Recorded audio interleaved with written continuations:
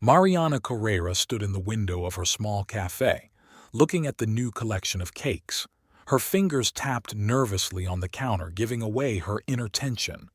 The last 3 months had been particularly difficult, with fewer and fewer customers, and the quality of the desserts leaving much to be desired. She took the silver dessert fork and broke off a piece of eclair. The cream spread on the plate in an unappetizing mass, and the dough was too dense. Marianne grimaced and put the fork aside. It was the fifth unsuccessful recipe in a week. In the corner of the cafe, the coffee machine was humming. Barista Claudio was preparing the morning coffee for the staff. The smell of freshly ground beans usually lifted her spirits, but today even that wasn't helping. Marianne looked at the clock. 7 in the morning. In an hour, the first customers would arrive, and the display case was still empty. "Joao!" She called out to her pastry chef, who was fiddling in the kitchen with another batch of pastries. Joao Teixeira appeared in the doorway, wiping his hands on his apron. His graying hair was dusted with flour, and his face had the usual disgruntled expression. "What are those?" Marianne pointed to the eclairs. "Are you allowed to serve such things to customers?" "Señora Carrera, I have been a pastry chef for 23 years. These eclairs are made according to a classic French recipe." There was irritation in his voice. "A classic recipe shouldn't produce this result. The dough is stiff, the cream is layered. It's no good." Beatrice Cavalcanti, Marianne's best friend, appeared in the doorway. She often stopped by before work for coffee and to discuss the latest news. "Good morning." Beatrice kissed her friend on the cheek and looked at the cut eclair with interest. "Oh, do you have any new products?" "More like another failure," Marianne sighed, putting her plate away. Joao crossed his arms over his chest.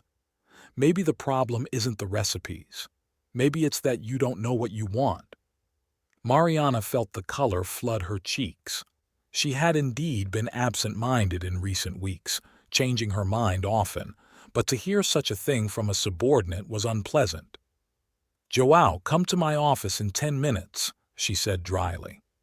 Beatrice escorted the pastry chef with an attentive look. "Finally. I've been saying for a long time that he should be fired. He's stuck in the last century with his recipes." Marianne poured coffee for herself and her friend. They sat at the far table by the window, which overlooked the waking street. Rare passers-by hurried past, hurrying to work. "How are things at home?" Beatrice asked cautiously. Marianne stirred the sugar in her cup, watching the white crystals dissolve. "Thiago is hardly ever home, all the time at work or business meetings. Last night he came in past midnight, didn't even have dinner with me. Maybe he really has a lot of work to do. Running a company isn't easy. He used to always make time for us. We had dinner together, went to the movies on weekends. Now—" Marianne fell silent, searching for words. "It feels like he's avoiding me." There was a knock on the office door. It was Joao. Marianne straightened, preparing herself for an unpleasant conversation. "Good luck," Beatrice whispered, squeezing her hand. The conversation with Joao came out hard. He had worked at the cafe since it had opened 3 years ago, and the parting had not been easy for Marianne. But when he began to shout about ingratitude and threaten to sue, she realized that she had made the right decision. After he left, Mariana sat in the empty office for a long time, looking at the picture on the table, she and Tiago on the day of the opening of the cafe. He had been so proud of her then, saying that she was a good girl who had decided to open her own business. Where was that support and warmth in his eyes now? The day stretched slowly. There were few visitors, and those who came in often left the cakes uneaten. Marianne felt the anxiety growing inside. Something urgently needs to change, otherwise she will lose business. In the evening, after closing the cafe, she called the recruitment agency and agreed to post a vacancy for a pastry chef. Then she dialed her husband's number. "Thiago, Will you be home for dinner tonight? Sorry, honey, lots of work. Don't wait up for me. His voice sounded distant, like his thoughts were somewhere far away. I made your favorite lasagna. Next time, okay? I gotta go. The meeting's starting. Marianne stared at the phone's extinguished screen. There was a lump in her throat. She slowly gathered her things and went outside. The evening air was warm and humid. The rainy season was approaching. Somewhere in the distance, a thunderstorm was approaching. The house was quiet and empty. Marianne mechanically heated dinner, but she didn't feel like eating. She turned on the TV so as not to feel the pressurizing silence and tried to concentrate on some series. Outside the window it began to rain, large drops drumming on the eaves. At 12:30 the front door slammed and Tiago returned. He smelled of expensive perfume and alcohol. "Are you awake?" He was surprised to see his wife in the living room. "Been waiting for you. How was the meeting?" "Fine." He walked past without even looking at her. "I'm going to shower and go to bed. I'm really tired." Marianne stared after him, feeling an emptiness growing inside.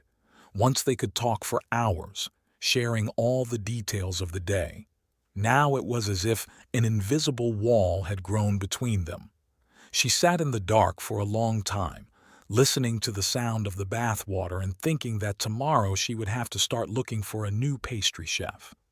Maybe this would be the beginning of change not only for the cafe, but also for herself. The morning was overcast. Mariana woke up to the sound of the alarm clock in an empty bed. Tiago had already left for work. On the kitchen table she found a note written in hurried handwriting. "Meetings all day. I'll be late." Not even a kiss or love at the end, just a dry notice. At the cafe, the first candidate for the pastry chef position was waiting for her.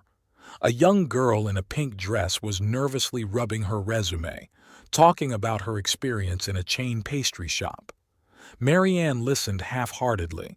It was obvious that the girl was inexperienced and unlikely to be able to handle running an entire kitchen.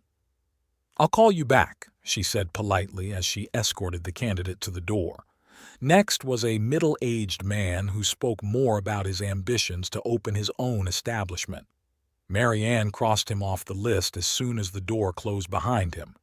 She didn't need a temp who would run away at the first opportunity. By noon, she'd managed 5 interviews, all to no avail. Beatrice stopped by on her lunch break bringing sandwiches from a nearby cafe. "How's the search going?" she asked, settling into the visitor's chair. Marianne rubbed her temples tiredly. Nothing. Either completely inexperienced or with inflated expectations. One even asked why I didn't bake myself if I was so smart. "How awful," Beatrice shook her head. "Look, why don't you put an ad in the culinary school? There are some savvy graduates there." At that moment there was a knock at the door. A tall man in an impeccably ironed white shirt stood on the threshold. His dark hair was neatly slicked back, and he held a small leather briefcase in his hands. "Good afternoon. I'm about the pastry chef vacancy, Rafael Mendonça." His voice was deep and calm.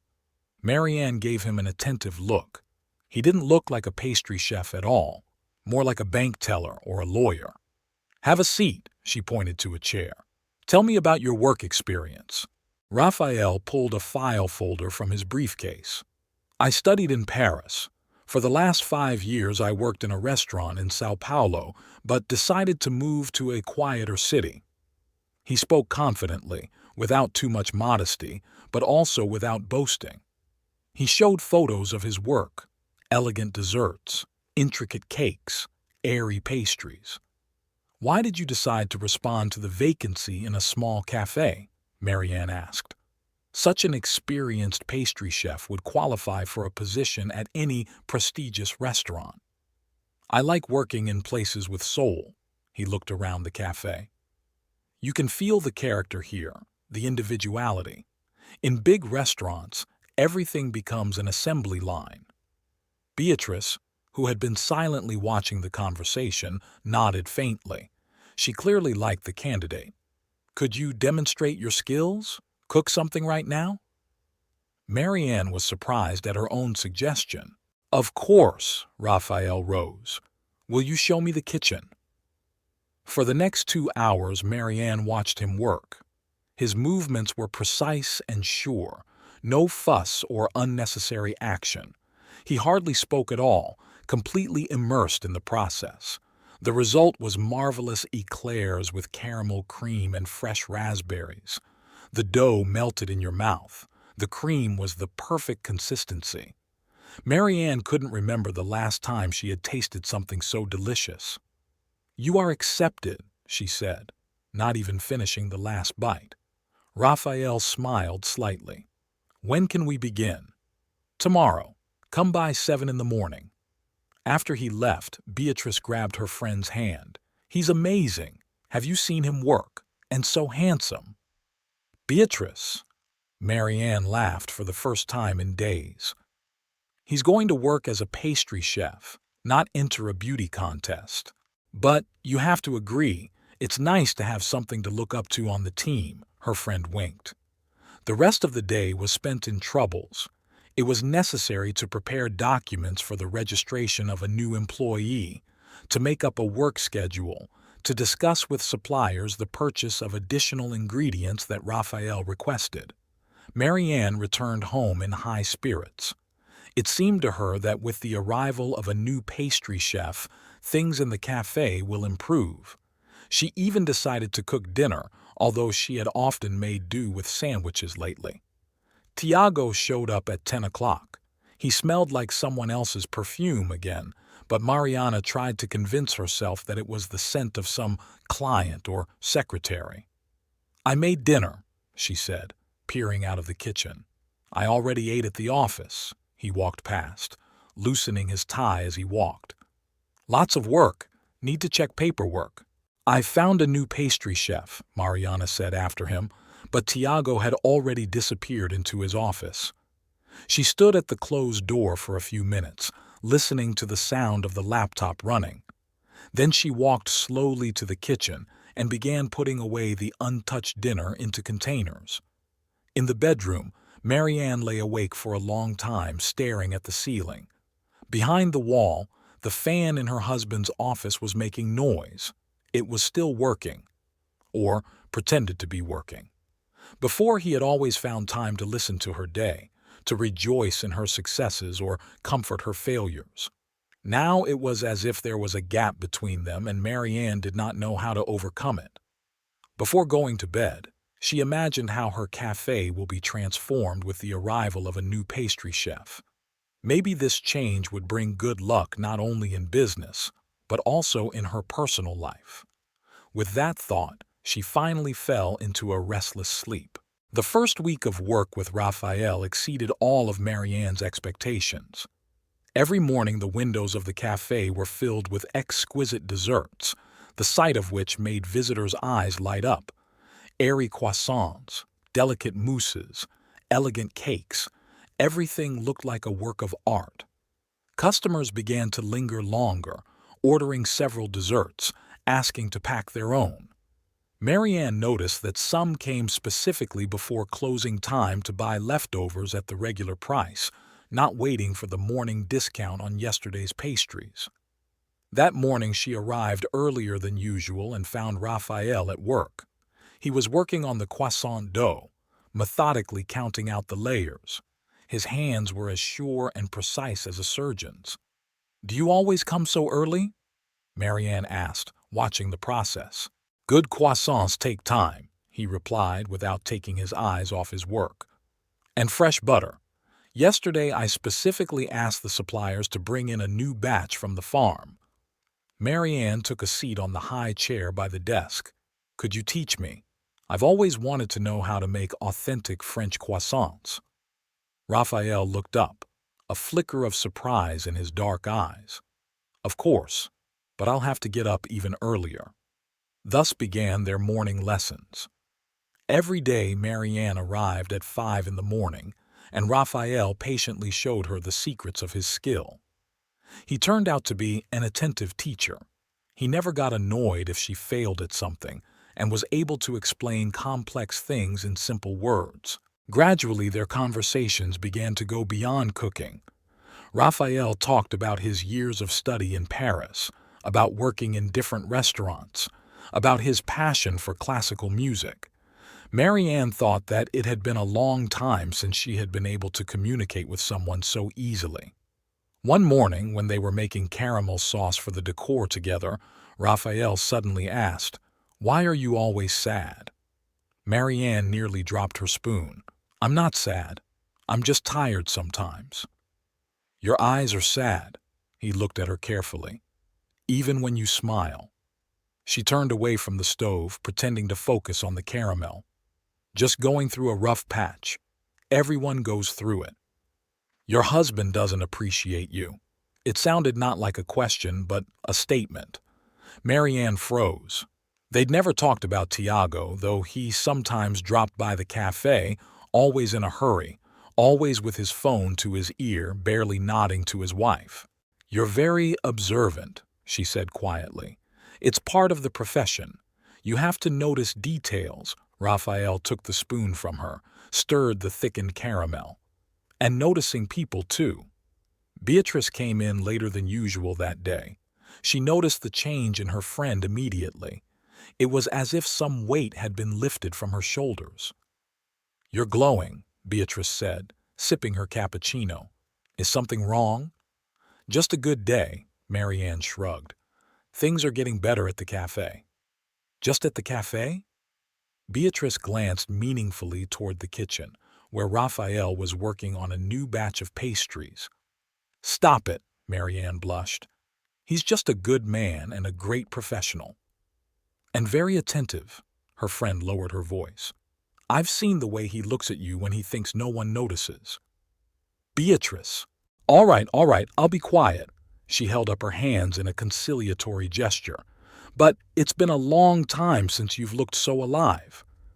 In the evening, closing the cafe, Marianne stayed late, helping Raphael with the test prep for tomorrow.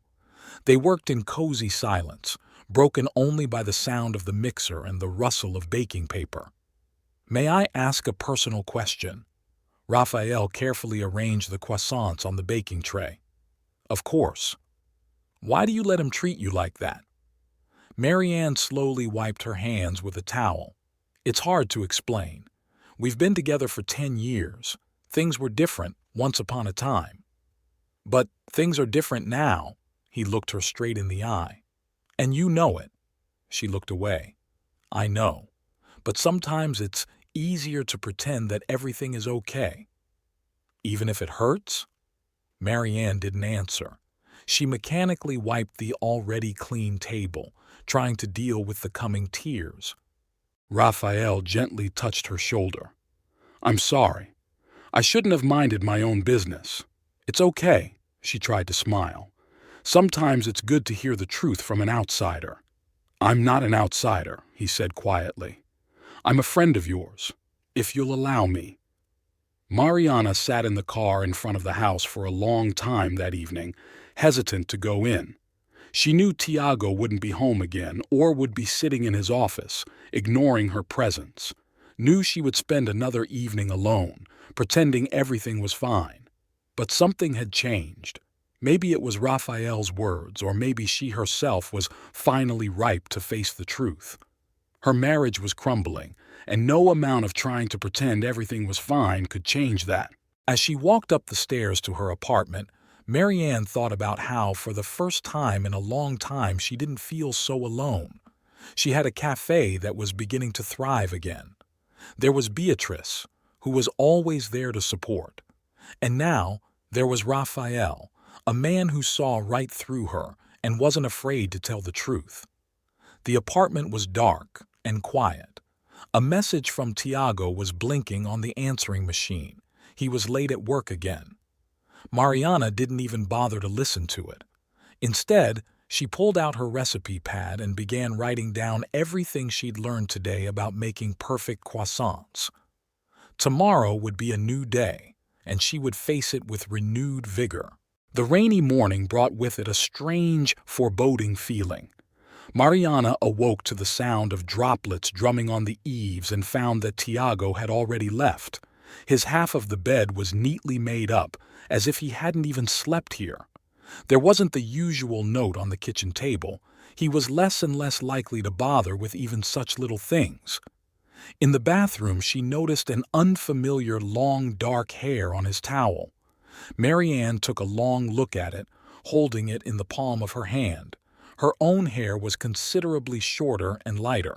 She washed the fine down the sink, but the unpleasant sensation remained. The cafe was unusually crowded for a rainy day. Raphael outdid himself by creating a new collection of desserts with exotic fruits. The passion fruit and white chocolate cake was a particular success. By lunchtime, there wasn't a slice left. "You're distracted today," Raphael remarked when Marianne mixed up her orders for the second time. "Just didn't sleep well." She tried to smile, but the smile came out strained. At that moment, the bell over the front door jingled and Marianne nearly dropped the tray. A spectacular brunette in an expensive business suit entered the cafe. Her long, dark hair was arranged in a flawless style. She sat down at the far table and pulled out her cell phone. Marianne couldn't take her eyes off her. Something about the woman seemed vaguely familiar, though she certainly wasn't a regular customer. "I'll get her a menu," Raphael offered, noticing Marianne's condition. "No, I'll get it myself." She took the menu folder and headed for the table. The brunette looked up from her phone, and Mariana smelled the light scent of a familiar perfume, the same one she'd been picking up a lot from Tiago lately. "Good afternoon," Mariana's voice trembled. "What will you be ordering?" "A cappuccino and something special," the woman smiled, a flawless smile. "What do you recommend?" "A passion fruit cake. Our novelty." "Great," she returned to the phone, signaling that the conversation was over. Marianne returned behind the counter on shaky legs. Raphael silently handed her a glass of water.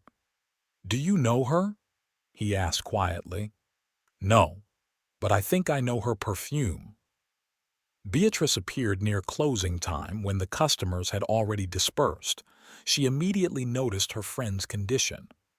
"What's wrong?" Marianne said about the stranger and the hair on the towel. Saying it out loud, she realized how ridiculous it sounded to base suspicions on such trivialities. "Honey," Beatrice squeezed her hand, "shouldn't we just ask him directly? And what will he say? That I'm making things up? That I'm getting paranoid? It's better to know the truth than to agonize over conjecture." But Marianne wasn't sure she was ready to hear the truth. She preferred to cling to the phantom hope that there was a normal explanation for everything. In the evening, she decided to prepare Tiago's favorite dish, baked fish with herbs. In the past, he'd always praised her cooking skills, saying she cooked better than the restaurants. Now he rarely touched home-cooked food, excusing himself from late lunches with clients. Tiago returned around 9.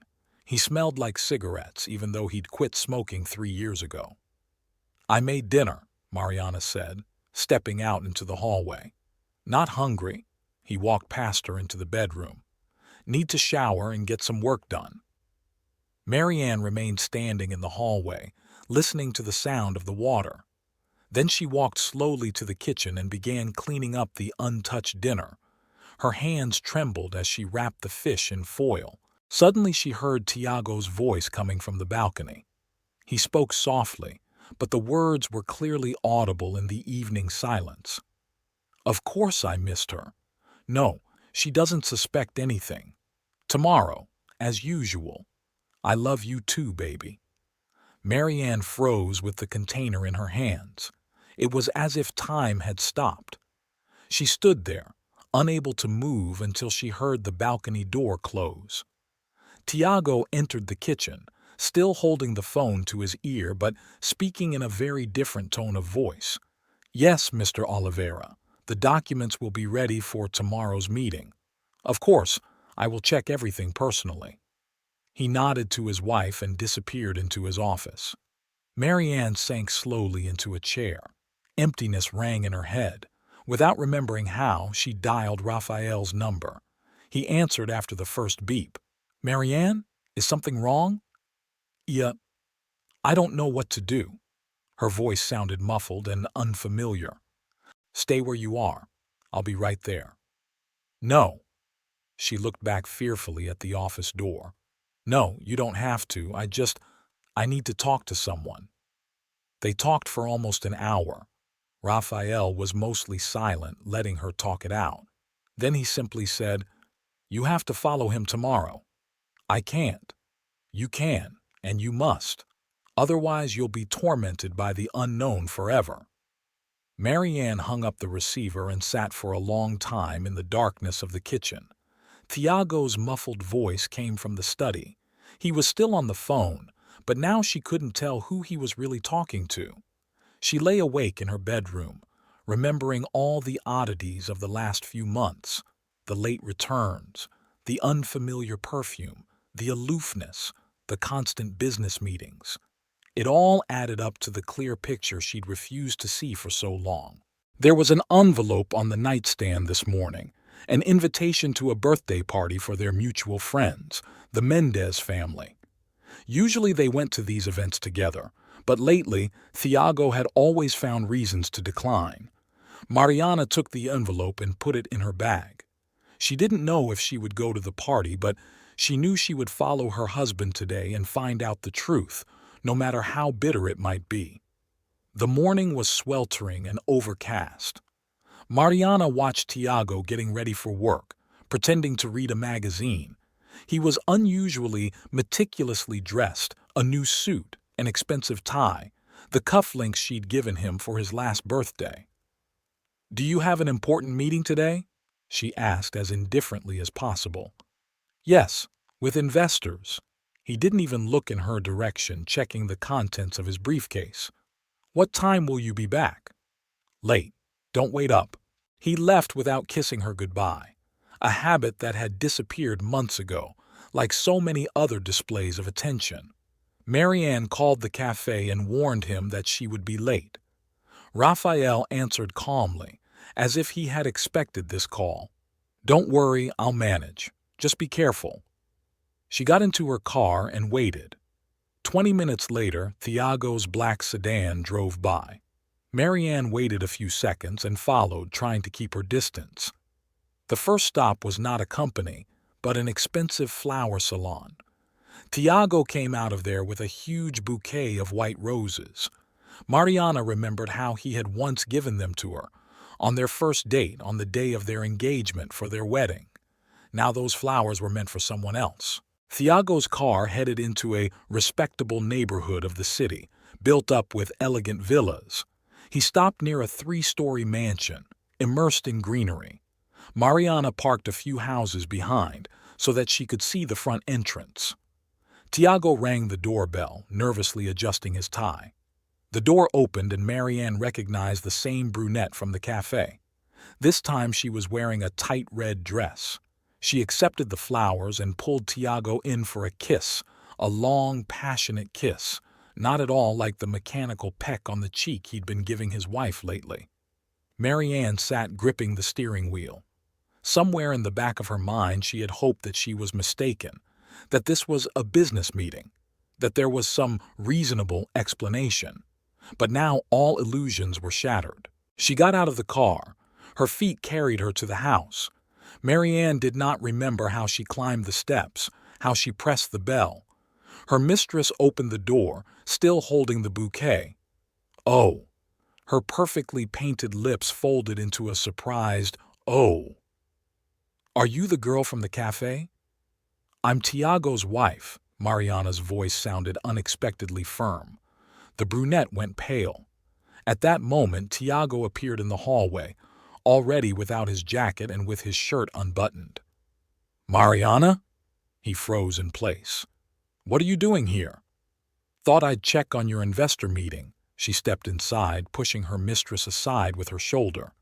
"Introduce me to your business partner." "Carolina, go upstairs," Tiago ordered. The brunette hastily disappeared to the second floor. "So, Carolina?" Marianne looked around slowly. Stop being hysterical. Tiago grabbed her elbow. Let's go outside and talk calmly. Get your hands off me, she blurted out. How long has this been going on? A month? 6 months? Marianne, answer me. 8 months. He stepped back a step. I was going to tell you.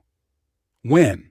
After you introduce her to everyone as your wife, or after you kick me out of the house? Quiet footsteps came from upstairs. Caroline had clearly overheard their conversation. I didn't mean to hurt you. Tiago tried to take her hand, but she recoiled. Didn't mean to hurt you? Mariana laughed, and that laughter made Tiago cringe. You lied to me every day, came home smelling her perfume, slept in the same bed with me, thinking about her. And you didn't want to hurt me. It's complicated. No, it's simple. You are a liar and a traitor. And she, Marianne raised her voice so that she was sure to be heard upstairs, is a cheap divorcee. An indignant cry came from upstairs. Tiago blushed. Don't you dare insult Carolina. It's not her fault. Of course it's not her fault. You're the one who gave her hope. You let her think you could belong to her. I love her, Tiago said quietly. Those words hit harder than a slap. Mariana staggered but kept herself on her feet. And me? Did you ever love me? Of course I did, but everything has changed. You've changed. Just your work, just your cafe. Don't you dare, she stepped toward him. Don't you dare accuse me of betraying our marriage. I've always been there for you. It was you who became distant. It was you who started avoiding me. It was you who found yourself a mistress. At that moment, Caroline appeared on the stairs. She had managed to change into a business suit and was now looking at Marianne with ill-concealed contempt. I think it's time you left, she said. You're making an ugly scene. Marianne turned slowly toward her. Did you think it would be pretty? Did you think I would quietly disappear and you would take my place? Wear my jewelry, sleep in my bed, appropriate my life? You already have no life with Tiago. Carolina came down the stairs. You lost it when you stopped being interested in him. Now just walk away. Mariana swung around and slapped her. The sound of the blow echoed down the hall. Tiago rushed toward his mistress without even looking at his wife. You're out of your mind, he shouted. Get out of here right now.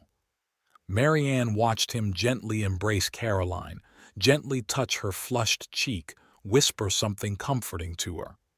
Once upon a time he had treated her with the same care. Scum, she said quietly, and walked out of the house. She didn't remember how she got to the cafe. She parked in the service parking lot and sat in the car for a long time, staring blankly in front of her. Then she pulled out her cell phone and dialed a number. Raphael, can you just talk to me? Sure. His voice sounded warm and soothing. I'll be right down. He appeared a minute later, getting into the car next to her. He smelled like vanilla and cinnamon. Apparently, he'd just made another batch of baked goods. Do you want to tell me? And she did. Everything. Every detail of that nightmarish morning. Raphael listened silently, not interrupting, only occasionally squeezing her hand when her voice began to tremble. What do I do now? She asked, finishing the story. Nothing right now. Just get through this day, and tomorrow we'll think about the next step. I can't go home. And you don't have to. I have a spare room. You can stay there as long as you need to. Marianne shook her head. I can't accept. You can, he interrupted her gently. You are not alone, Marianne. I will help you through this. She finally allowed herself to cry, for the first time this entire monstrous day. Raphael hugged her silently, letting the tears flow down her cheeks as she mourned her broken marriage and shattered dreams. Raphael's apartment was spacious and bright, with high ceilings and large windows. As he showed her the guest room, Marianne noticed the perfect order of the entire house. Not a single dust speck, not a single forgotten cup or scattered item. No one has lived here in a long time, Raphael said as he opened the window. But the linens are fresh and the closet is empty.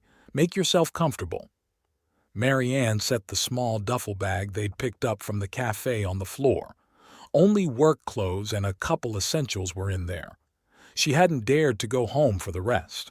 "The bathroom's that way." Raphael pointed to a door at the end of the hallway. "The kitchen has everything you need. Make yourself at home." "Thank you," her voice sounded hoarse. "I don't know how to thank you." "No thanks necessary," he smiled softly. "Just get some rest, and I'll make dinner." Left alone, Marianne sat on the edge of the bed. The room was decorated in calm beige colors, with black and white photographs of Paris hanging on the walls. In the corner stood an antique chest of drawers with brass handles, on which a few candles and a vase of artificial flowers were placed. She pulled out her phone 20 missed messages from Tiago and a dozen messages. Without reading, she deleted them all, then dialed Beatrice's number. "Jesus, where are you?" her friend answered after the first beep. "I called the cafe. They said you didn't show up." Marianne told her everything, about the surveillance, about the mistress's house, about the scandal.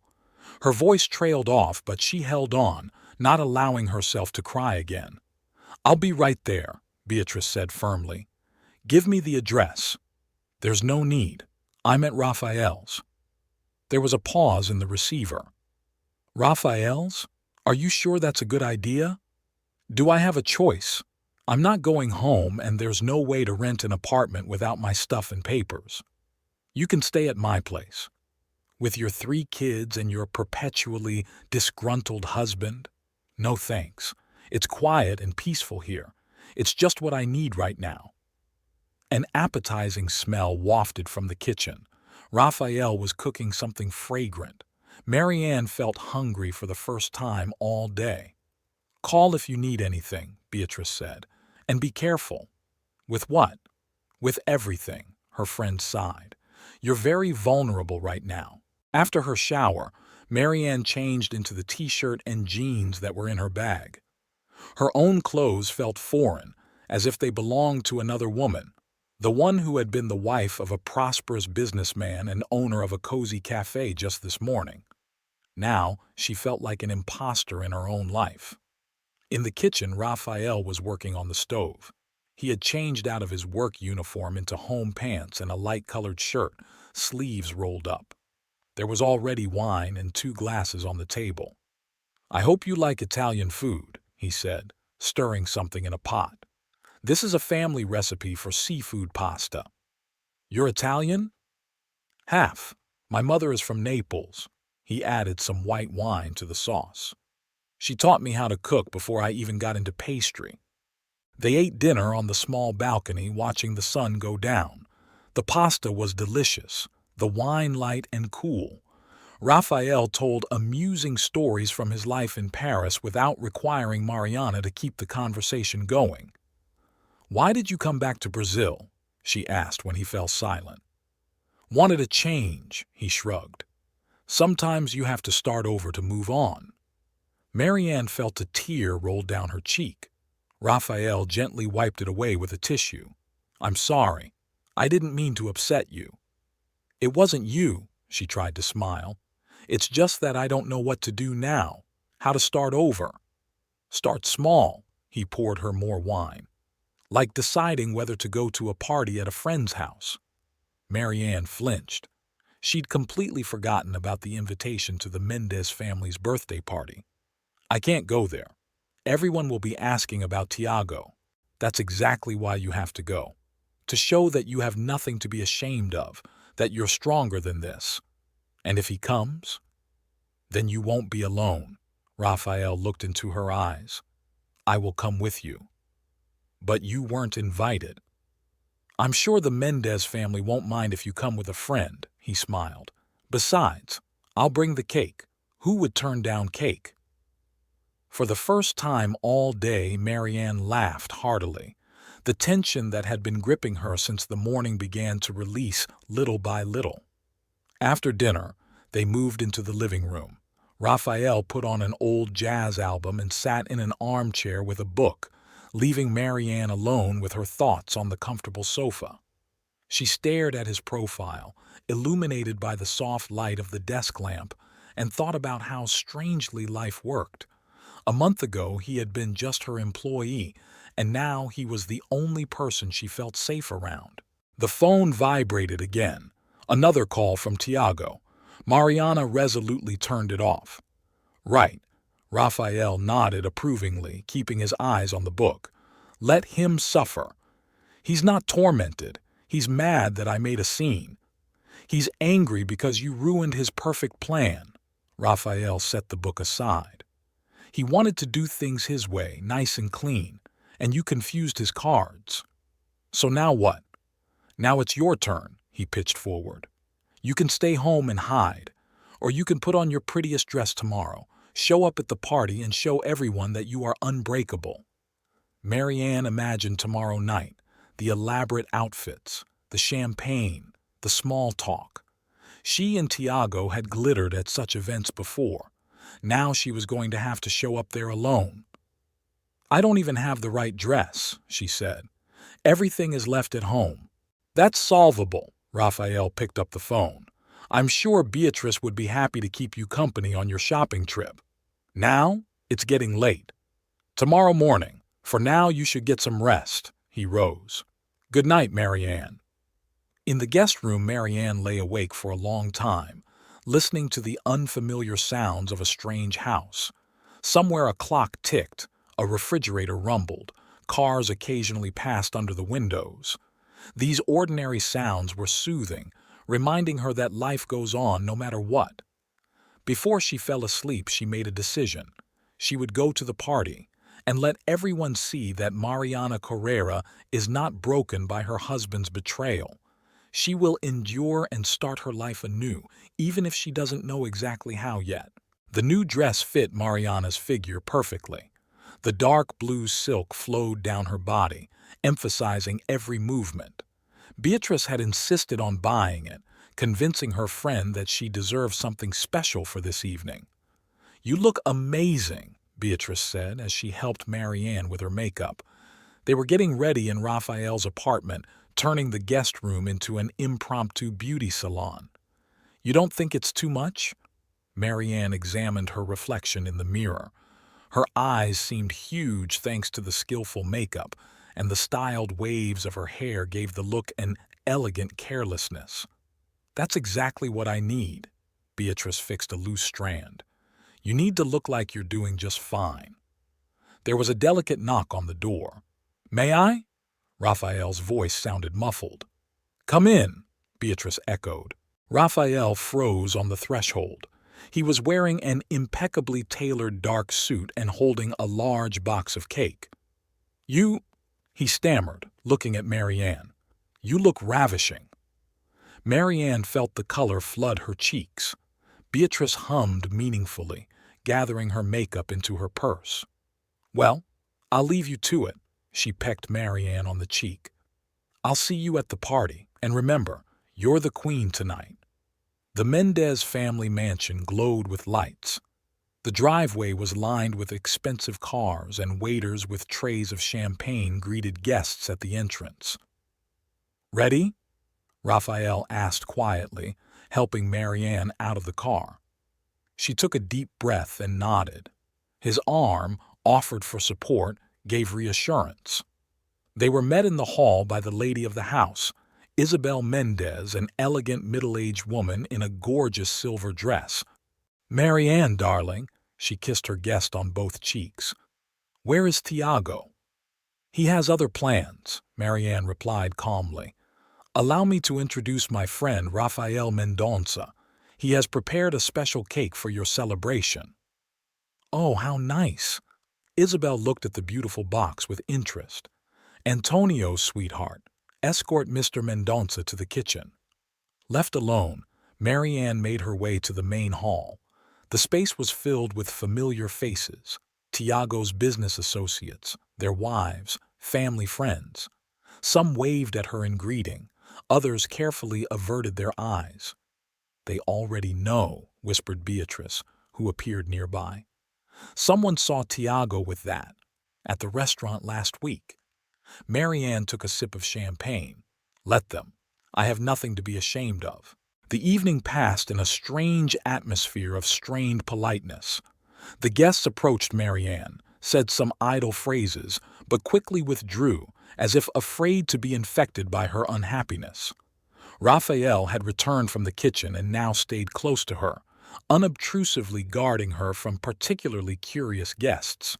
His presence had a calming effect. And then the atmosphere in the room changed. There was some movement at the entrance. Muffled exclamations were heard. Marianne turned around and froze. Tiago stood in the doorway, and next to him, shining with a triumphant smile, Caroline. She was wearing a white dress, so revealing that it bordered on the obscene. Around her neck was a necklace that Mariana remembered from photos of Tiago's mother, a family heirloom. "Oh no," Beatrice exhaled, squeezing her friend's hand. Tiago, not noticing the resulting awkwardness, began to walk down the hall, introducing Caroline to each group of guests. His voice, a little louder than necessary, echoed through the room. "Meet my wife, Carolina." Marianne stood, unmoving, watching this spectacle. Every word struck like a slap in the face. Every surprised look from the guests burned her skin. "Let's get out of here," Raphael said quietly. "No," she straightened her back. "I'm not going anywhere." Tiago approached them, leading Carolina by the hand. His face was contorted with a wicked grin. He was clearly enjoying the effect he had produced.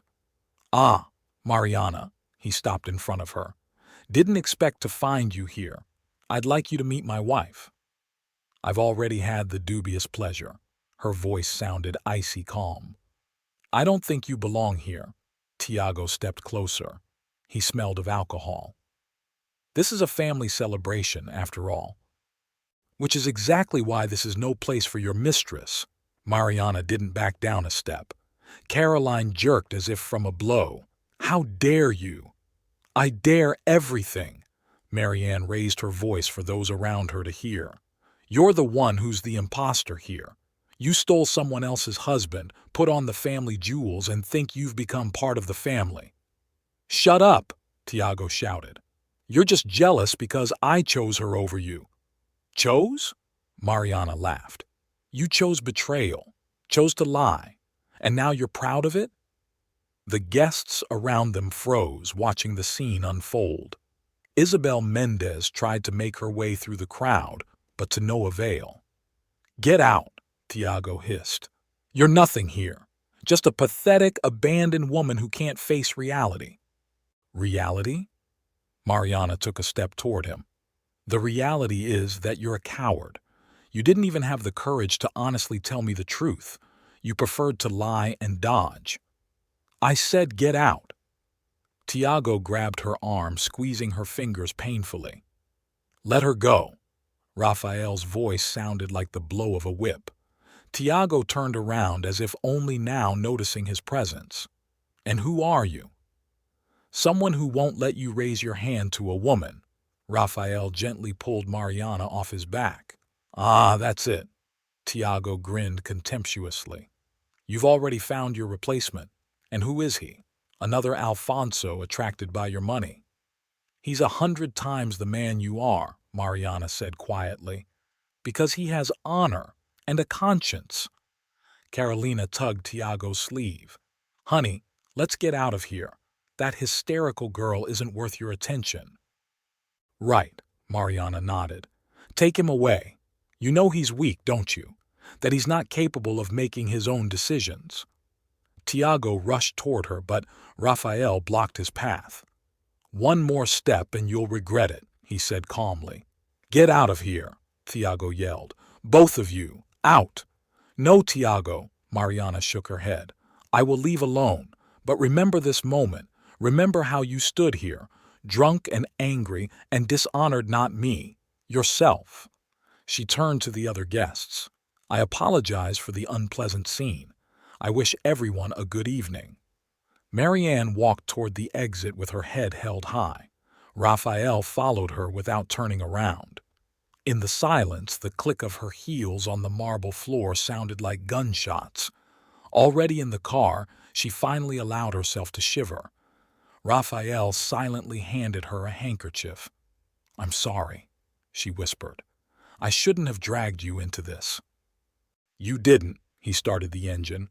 "I chose to be there for myself, and I'm proud of the way you hung in there." "It was terrible." "It was dignified." Raphael looked at her. "You showed everyone who really deserves respect." On the drive home, they were silent. Marianne stared out the window at the lights of the city whizzing by.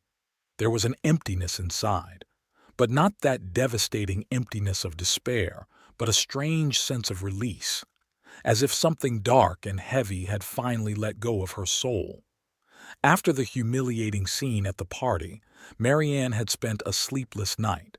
She lay in Raphael's guest room, going over every word spoken, every look in the eyes of those present. It was especially painful to recall the family necklace around Carolina's neck, the piece of jewelry that was to go to her as Tiago's lawful wife. The morning brought determination. She needed to get her things out of the house: papers, clothes, personal belongings. She couldn't live on suitcases in someone else's apartment forever. "I'll go with you," Raphael said over breakfast when she shared her plans. "You don't have to." Marianne stirred the untouched coffee. "You've already done too much for me." "Which is exactly why I won't let you go in there alone," he was adamant. "After last night, Tiago can be aggressive." They pulled up to the house around noon. Tiago's car was parked in its usual spot. That meant he was home. Mariana clenched her fists, gathering her strength.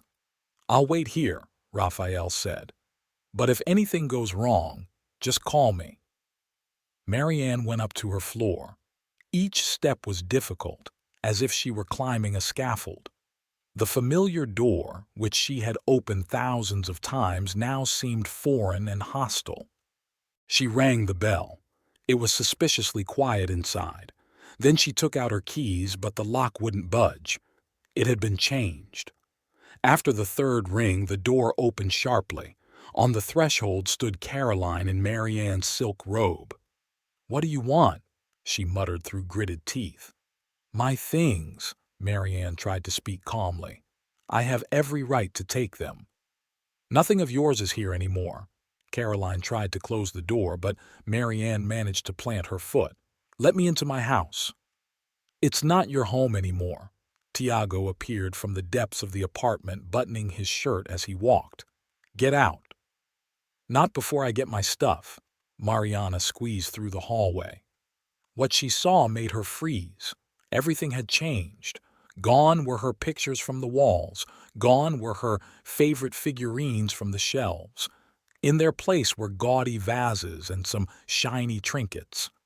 "Where are my things?" She turned to Tiago. "In the dump where they belong." He grabbed her shoulder roughly. "Just like you. You had no right to—" "I have the right to do whatever I want in my house." He pushed her toward the exit. "Your rags and bling aren't worth half of what I've spent on you over the years. And your documents. My passport, bank cards." "Oh, this?" Caroline pulled an envelope from the pocket of her robe. "You want them? I'll have to ask." She held the envelope high above her head, smiling mockingly. Mariana rushed toward her, but Tiago intercepted her. "How aggressive you've gotten!" He squeezed her wrists until they hurt. "Should we call the police? Say you're breaking into someone else's house."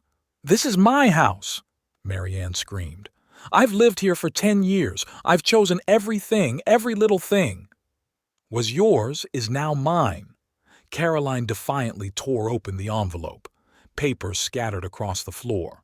"Oh, this is so embarrassing." "You—" Mariana rushed toward her, but Tiago shoved her forcefully toward the door.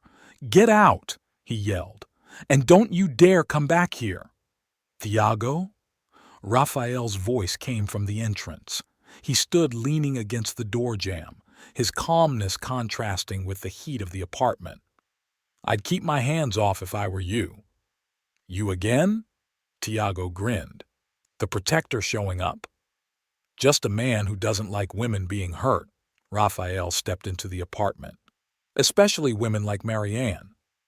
Like, what kind of women? Carolina cut in. Wretched and worthless?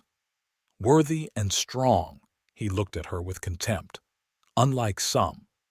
Tiago lunged at him with his fists, but Raphael dodged easily. In the next second, Tiago found himself pinned against the wall. Just try it, Raphael said quietly. Give me a reason. Mariana quickly gathered the tattered documents from the floor. Carolina watched this with her back against the wall. Let's go. Raphael let go of Tiago. There's nothing more to do here. But my things. We'll buy new ones. He took her elbow gently. The things aren't worth your humiliation. They were on their way out when Tiago shouted after them, Hey, pastry chef, how do you like the leftovers from my table? Raphael turned around slowly. You know what the most pathetic thing is? You don't even realize what you've lost. In the car, Marianne finally gave vent to her tears. Raphael silently handed her a handkerchief and started the engine. I'm sorry, she sobbed. I didn't think that he... Don't apologize, Raphael pulled out of the yard. It's not your fault they turned out to be petty, evil people. All my things, memories, photos. The memories are here, he touched her temple gently. And the pictures can be made new, better ones. They stopped at a candy shop where Raphael bought her hot chocolate and fresh pastries. Marianne barely touched the food, but his very attention had a calming effect. What am I supposed to do now? She asked, looking at her trembling hands. No papers, no belongings. For starters, file a report for lost documents. Raphael pulled out his phone. I know a good lawyer, he'll help. I don't have money for a lawyer. You have friends, he covered her hand with his. Let us help you. They stopped at several stores on the way home. Raphael insisted on buying her the essentials. Clothes, shoes, cosmetics. Marianne tried to protest, but he was adamant. Consider it an investment, he said with a smile. I can't have a cafe owner walking around in the same dress. In the evening, while sorting through the shopping bags in the guest room, Marianne caught herself a strange thought. She had lost almost all of her belongings, but she felt richer than ever. She had a cafe. She had real friends. She had support. There was one more step left to take. Talk to Tiago's father. Eduardo Barreto was an old-school man to whom family honor meant more than the whims of a spoiled son. He might be her last hope for justice. Eduardo Barreto's mansion was located in the old part of town, surrounded by centuries-old trees. Mariana remembered the first time she'd come here as Tiago's fiancée, when she'd been timid in front of the majestic building and its equally majestic owner. Now, climbing the familiar marble steps, she felt only determination. The butler, recognizing her, bowed respectfully. Senora Correra, welcome. Senor Barreto is in the library. The library had always been her father-in-law's favorite place. The high ceilings, the walls filled to the top with books, the massive mahogany desk it breathed history and tradition. Eduardo sat in his favorite leather chair reading a newspaper. He looked up when Mariana entered and his gaze warmed. I've been waiting for you, he set the paper aside. Sit down. Marianne sank into the chair opposite. On the table between them was a silver coffee service, an antique that had been passed down in the Barreto family for generations. So you already know, it wasn't a question. News travels fast in our circle, Eduardo poured her coffee, especially scandalous ones like this. His calmness was reassuring. Mariana took a sip. The coffee was perfect, as it always was in this house. I didn't come here to complain, she began. I know, he smiled softly. You've never been prone to complaining. Tell me everything. And she told, about Tiago's gradual estrangement, about her suspicions, about the day she'd tracked him down, about the public humiliation at the party, about the discarded items and torn documents. Eduardo listened in silence, his face growing increasingly grim. He disgraced more than just himself, he said slowly when Mariana had finished. He dishonored the Barreto name, and that is unforgivable. I don't want revenge, Marianne said quietly. Just justice. There will be justice. Eduardo rose and walked to the window. You know, when I handed him control of the company, I hoped the responsibility would make him a real man. But I guess I was wrong. He turned to her. You're still technically his wife, and by law, and by the traditions of our family, you are entitled to protection. What protection? Eduardo walked back to the table and picked up the telephone receiver. You'll see now. He dialed the number and his voice became hard. Tiago, come to my place immediately. No, this is out of the question. You have 20 minutes. While they waited, Eduardo questioned Mariana about the cafe, genuinely pleased with her progress. He had always supported her desire for independence, unlike his own son. Tiago burst into the library without knocking. When he saw Mariana, he blustered, "What is she doing here?" "Watch your tone," his father besought him coldly. "You're in my house. This is a family matter." "Exactly," Eduardo pointed to a chair. "Sit down." Tiago reluctantly complied. He looked rumpled, as if he'd been up all night. "I know everything," Eduardo began. "About your mistress. About how you embarrassed the family in public. About how you threw away your lawful wife's belongings and destroyed her papers." "That's none of your business," Tiago snapped back. "I'm a grown man and I decide for myself how to live my life." "No, my boy," steel appeared in Eduardo's voice. "You are not an adult. You're a spoiled child playing at being a man, and your games are over." He pulled a file folder from his desk drawer. "As of this moment, you are suspended from running the company. Your accounts are blocked. Your car and apartment are seized. They belong to the company." "You can't!" Tiago jumped up. "This is my company." "No," Eduardo was adamant. "This is my company. All I did was let you try your hand, and you failed the exam. It was all her." Tiago pointed a trembling finger at Mariana. "She turned you against me." "Mariana didn't say a word against you," Eduardo retorted. "She merely told the truth, and the truth is that you are unworthy of the Barreto name." Tiago grabbed the phone. "I'll call the lawyers." "Call them," his father nodded calmly. "Just be aware, your mistress lives in an apartment that also belongs to the company, and she has 24 hours to evict." Mariana watched in silence as the color drained from Tiago's face. He collapsed back into his chair, clutching the phone with whitened fingers. "Papa, please." "It's too late to ask," Eduardo shook his head. "Now live with your choices. No money, no position, no respect, but with a mistress." Tiago jumped up and ran out of the library. A moment later, the roar of an engine came from outside the last time he'd used the company car. "He'll try to get revenge," Mariana said quietly. "Let him try." Eduardo filled their cups of coffee again. "I have enough connections to protect you. Now tell me about this young man who helped you." Marianne raised her eyebrows in surprise. "About Raphael? Where did you—" "I have my sources," he smiled slyly. "They say he's a decent man and a fine pastry chef. He's a good friend." "Only a friend?" Marianne felt the color flood her cheeks. Now is not the time to think about that. "There is always time," Eduardo said softly, "especially for happiness." When she left the mansion, the phone was ringing off the hook with Thiago's calls. She didn't bother answering it. Everything had already been said. Instead, she dialed Raphael's number. "How did it go?" She could hear the concern in his voice. "Good," she smiled. "Very good. I'll tell you when I meet you." "I'm just getting a new experimental dessert out of the oven."